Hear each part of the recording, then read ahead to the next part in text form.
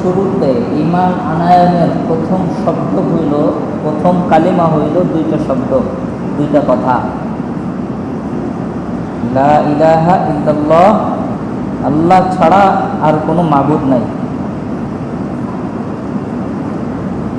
এটাতে এইভাবে বলা যাইতো যে আল্লাহই আমাদের মাবুদ, অথবা আল্লাহু আকবার বলেও তো ঈমান আনা যাইতো না, আল্লাহ সর্বশ্রেষ্ঠ, আমরা নামাজে বলি সবসময়, এটা বলেও ঈমান আনা যাইতো। কিন্তু আল্লাহ তাআলা কেন লা ইলাহা ইল্লাল্লাহ কেন করলেন?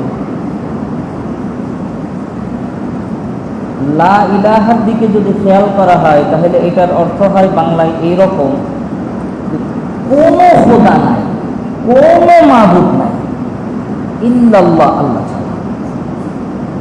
তাহলে ঈমান আনায়নের ক্ষেত্রে আল্লাহকে খোদা রূপে গ্রহণ করার আগে জরুরি সকল খোদার মহাব্বত, সকল খোদার মান্যতাকে অন্তর থেকে দূর করে দেওয়া।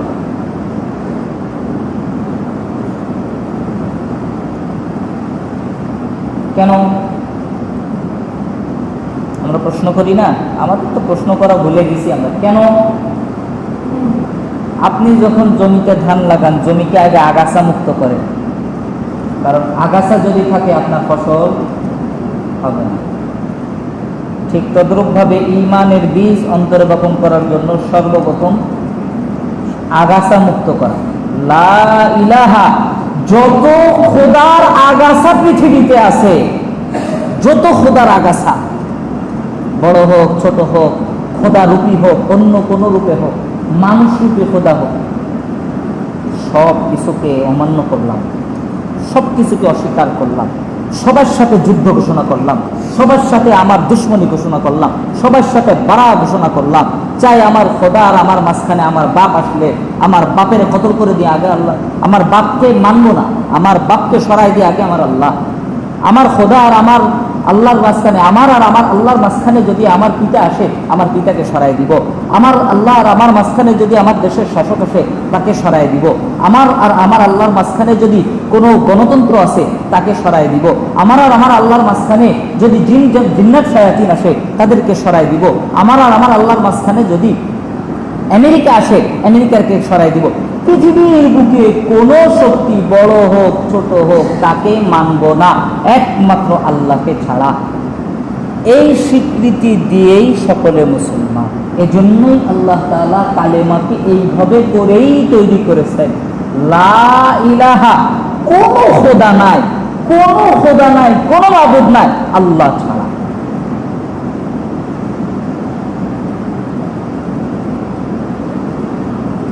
তারপরের অংশ মুহাম্মদুর রাসূলুল্লাহ, রাসূলুল্লাহ সাল্লাল্লাহু আলাইহি ওয়াসাল্লাম আল্লাহ তাআলার প্রেরিত নবী। একথা বলার দ্বারা প্রমাণিত হইল, আমরা কেমন জানি না, আমরা এটা মেনে নিলাম যে রাসূলুল্লাহ সাল্লাল্লাহু আলাইহি ওয়াসাল্লাম ওই আল্লাহর নবী, যে আল্লাহ ছাড়া আর কাউকে আমরা মানব না বলে প্রতিজ্ঞাবদ্ধ হইলাম, ওই আল্লাহর নবী হচ্ছে রাসূলুল্লাহ সাল্লাল্লাহু আলাইহি ওয়াসাল্লাম। সুতরাং আমরা আল্লাহকে যেভাবে মানব, আমরা রসুলকেও ওইভাবে মানব। আমরা আল্লাহর হুকুমকে রসুলের মাধ্যমে পাই। এজন্য রাসূলুল্লাহ সাল্লাল্লাহু আলাইহি ওয়াসাল্লাম যা যা বলছেন, যেভাবে বলছেন সেভাবে মানব, যা যা বলছেন তাই তাই মানব। তার যে ব্যাখ্যা, রসুলের কথার যে ব্যাখ্যা ইহুদি নাসারারা দেয়, ওই ব্যাখ্যা আমরা মানব না।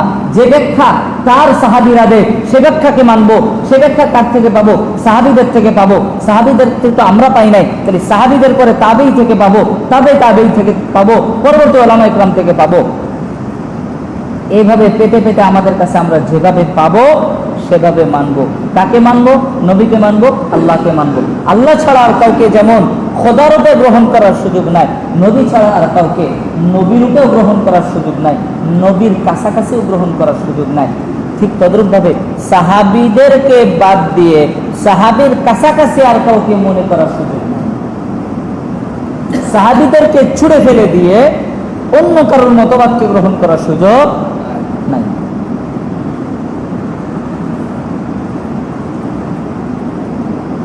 এখন এই পৃথিবীতে যত লড়াই আছে, সব লড়াই গিয়ে দাঁড়ায় ওই লা ইলাহা ইল্লাল্লাহর ব্যাখ্যা। সৈয়দ কুতুব শহীদ রাহিমাহুল্লাহ, ওনাকে ফাঁসির কাছে ঝুলানো হয়েছিল লা ইলাহা ইল্লাল্লাহ কালেমার ব্যাখ্যা করার কারণে।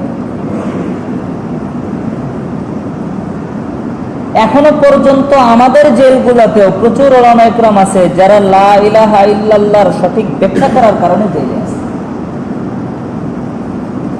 ঘটনা আপনারা জানেন, সৈয়দ কুতুব শহীদ রাহিমাহুল্লাহ, ওনাকে যখন ফাঁসির কাছে ঝুলানো হবে, যখন কালেমা পড়াতে আসলেন জেলখানার ইমাম সাহেব, তখন তিনি বললেন যে আপনি তো চাকরি করেন তাই না? হ্যাঁ। আপনি আমাকে কালেমা পড়াবেন? হ্যাঁ। তো বলতেছে আপনি কালেমা পড়েন না? হ্যাঁ পড়ি। তো বলতেছে যে কালেমাটা শুনি, আপনার কালেমা আমার কালেমা আলাদা না এক, একটু শুনে দেখি, বলেন তো কালেমাটা বলেন। উনি বললেন, ঘটনা 19 কুড়ি হইতে পারে, বর্ণনায় অনেক সময় 19 কুড়ি হয়। উনি যখন বললেন তো কালেমা তো একই, কালেমা তো আলাদা না, নিশ্চয়ই কালেমার ব্যাখ্যার মধ্যে কোনো পার্থক্য আছে। কারণ যেই কালেমা আমাকে আজকে ফাঁসির কাছে ঝোলাচ্ছে সেই কালেমাই আপনার রুটি জুগায়। তো এক কালেমায় রুটি জুগায়, এক কালেমায় ফাঁসির কাছে ঝোলায়, বুঝতে হবে যে এই কালেমার ব্যাখ্যার মধ্যে সমস্যা আছে। সুতরাং আপনার ওই রুটি জুগানো কালেমা আমার লাগবে না, আমার কালেমাই আমার জন্য মুবাহ।